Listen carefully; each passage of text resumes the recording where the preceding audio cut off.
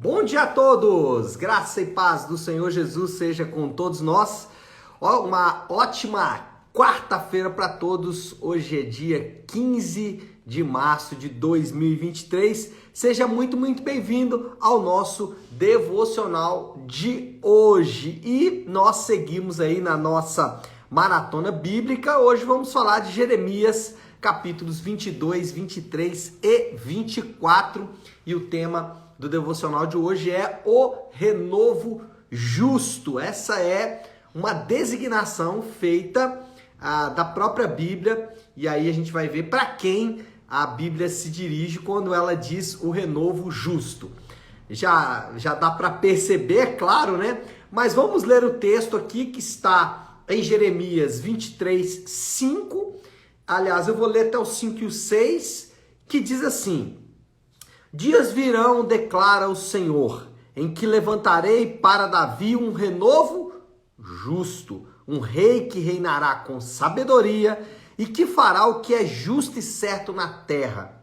Em seus dias, Judá será salva, Israel viverá em segurança, e este é o nome pelo qual será chamado: o Senhor é a nossa justiça.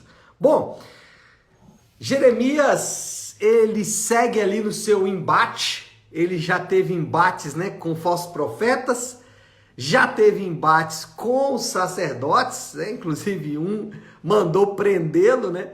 E agora ele está tendo um embate com os reis. Na verdade, ele vai falar de dois reis ali, só que o foco dele é o último rei, o rei que foi aquele que finalizou a linhagem de Davi enquanto rei de Judá. Depois a nação vai ser restaurada, mas por hora vai então finalizar ali aquela descendência, vai parar. Finalizar não, porque Deus prometeu uma linhagem para Davi, um descendente para Davi até eternamente. Esse descendente obviamente é Jesus, mas por hora essa linhagem vai paralisar. O que Jeremias faz é desqualificar o descendente de Davi atual e profetiza um descendente definitivo. Ele fala, esse que está aí foi reprovado, e eu já vou falar aqui de um outro que virá depois dele, um outro descendente de Davi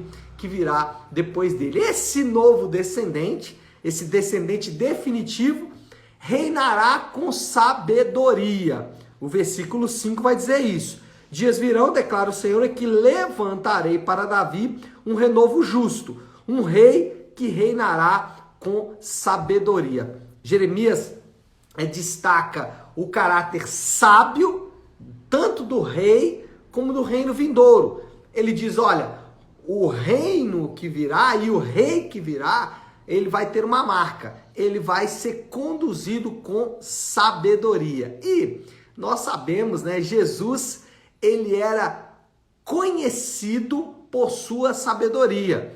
Durante a sua caminhada na terra, os evangelhos vão destacar que Jesus tinha como característica a sua sabedoria. As suas respostas, sempre muito perspicazes e, obviamente, né, sempre muito recheadas de sabedoria divina, surpreenderam muita gente e colocaram os fariseus em polvorosa, em pânico, porque todas as vezes que eles vinham tentar pegá-lo em alguma falácia, ele sempre saía muito bem, saía com muita sabedoria. Agora, uma coisa que nós temos sempre que destacar é que, do ponto de vista bíblico, existe uma distinção entre a sabedoria do mundo e a sabedoria de Deus.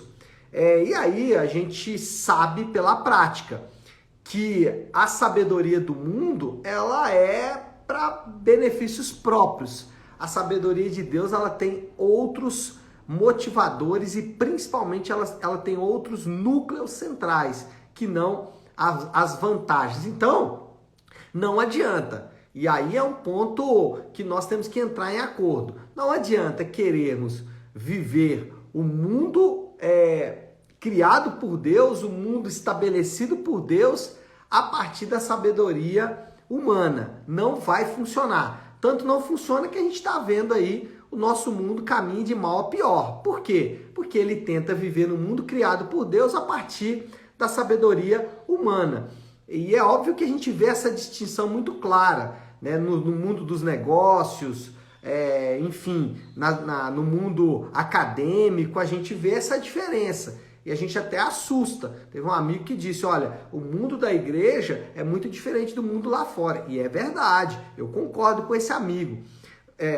Contudo, é importante destacar que nós não vamos conseguir viver no mundo criado por Deus com a sabedoria que o mundo próprio impõe. E aí você já pode estar se perguntando, ok, pastor, então tá, a sabedoria do mundo não vai ser suficiente e a prova tá aí, né? Vamos caminhando cada vez de mal a pior. Então, como que eu faço? Aonde está a sabedoria? Bom, a sabedoria do reino está nas Escrituras. A Bíblia contém a maneira que Deus espera que os homens vivam no mundo que Ele criou. Por isso que nós precisamos sempre nos voltar para as Escrituras, sempre buscar nas Escrituras o padrão de Deus. Porque se obedecermos ao padrão de Deus, não só vamos agradar a Deus, não só isso, mas muito mais do que isso. Se obedecermos aos mandamentos de Deus, também vamos viver uma vida mais justa, mais santa, mais sábia, porque a maneira de Deus é como se diz, o manual de instrução daquele que criou. Deus cria todas as coisas e nos mostra como viver no mundo em que Ele criou. Então, o que a gente tem que fazer com a Bíblia? Primeiro, ler. Tem um amigo que falou essa semana comigo assim, pastor, eu vou ler a Bíblia e não entendo absolutamente nada. Bom, isso pode acontecer por dois motivos. Primeiro, por pouca familiaridade com o vocabulário bíblico, né? A Bíblia tem a sua própria linguagem, então a gente precisa familiarizar, e aí vai ter que ser leitura mesmo. Demora, às vezes, para familiarizar com os termos da Bíblia. A segunda coisa que pode ocorrer é que talvez você pode estar escolhendo os livros mais difíceis de ler. Tem algumas literaturas na Bíblia que são mais fluidas, mais fáceis. Agora, o principal que eu quero destacar para você, sem a ajuda do Espírito Santo, nós não vamos conseguir ler a Bíblia. Por isso, precisamos clamar pela ajuda dele, porque ele sim vai abrir o nosso entendimento. Ele sim vai mostrar para nós mesmos quais são as verdades da Bíblia, quais são as verdades das Escrituras. Então, leia a Bíblia, mas leia sempre em oração, pedindo ao Espírito Santo para iluminar o seu coração e persista. Leia, leia, leia, porque você vai familiarizando cada vez mais. Mas não só leia, tá? Medite também, porque muitas vezes não entendemos porque não paramos para meditar. O que é meditar? É você ler com cuidado e buscar dentro daquela leitura qual o princípio que está sendo ensinado, qual o princípio que está sendo mostrado ali através das Escrituras. E aí, a partir daquele princípio, você vai meditar. Por exemplo, o texto de hoje, quem leu aí, são vários capítulos, 22, 23, 24, e eu li várias coisas, só que eu meditei nesse texto que eu falei para vocês aqui agora. Mas não só meditar, eu apliquei também. Então, estou fazendo isso aqui agora. Está conversando, mas eu já estou aqui falando, olha, uma aplicação importante aqui é que a sabedoria de Deus, ela está nas Escrituras. E o rei vai reinar com sabedoria, logo ele vai reinar a partir da Bíblia. Então, eu como súdito desse reino, que será reinado com sabedoria, também preciso conhecer esta palavra, tá certo? Mas ele não vai só reinar com sabedoria, não. Ele vai reinar com justiça também.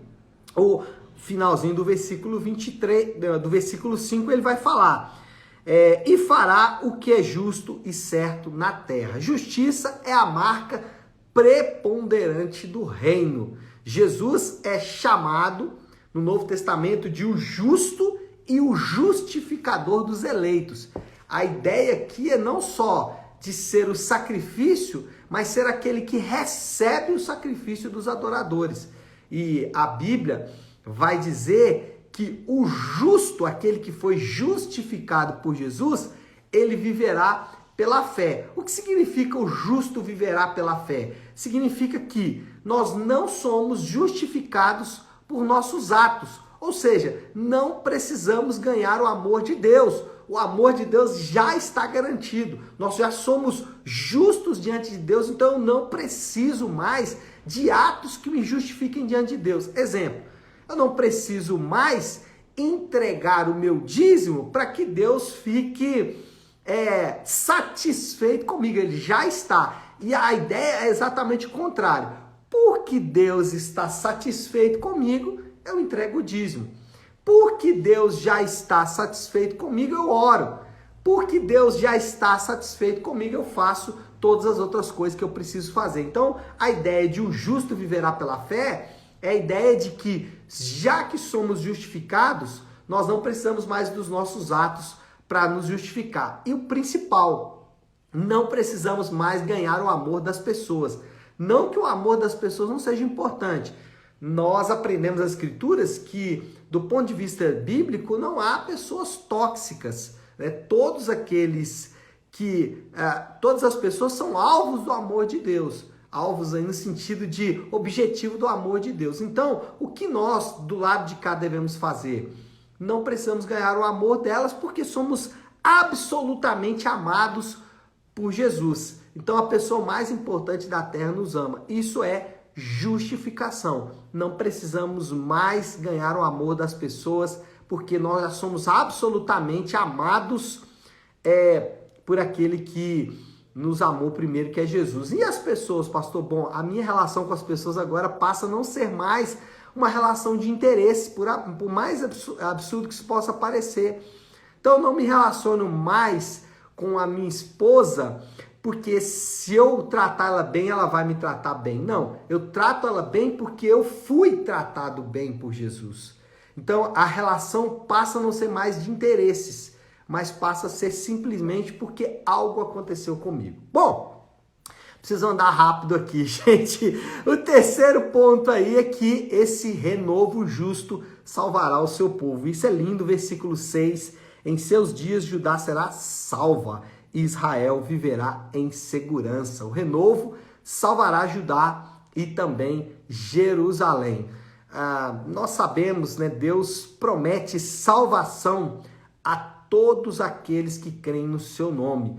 E nós aprendemos na Bíblia que a nossa salvação está no Senhor. E o que isso significa na prática? Na prática significa que nós não precisamos mais de coisas para sermos salvos. Por exemplo, existem pessoas que confiam no sexo para a sua salvação. E se não tiverem sexo, eles não serão salvos. E aí eles começam a fazer das coisas mais absurdas para adorar esse Deus chamado sexo. Quantos que vocês conhecem que puseram casamentos a perder por causa de uma relação sexual fora da aliança do casamento? Quantos vocês conhecem que até mesmo a comunhão com a igreja é posta de lado porque eles querem se entregar a uma vida de sexo fácil? Eu estou dando um exemplo do sexo aqui, mas nós temos vários salvadores funcionais. Família, dinheiro, a própria igreja.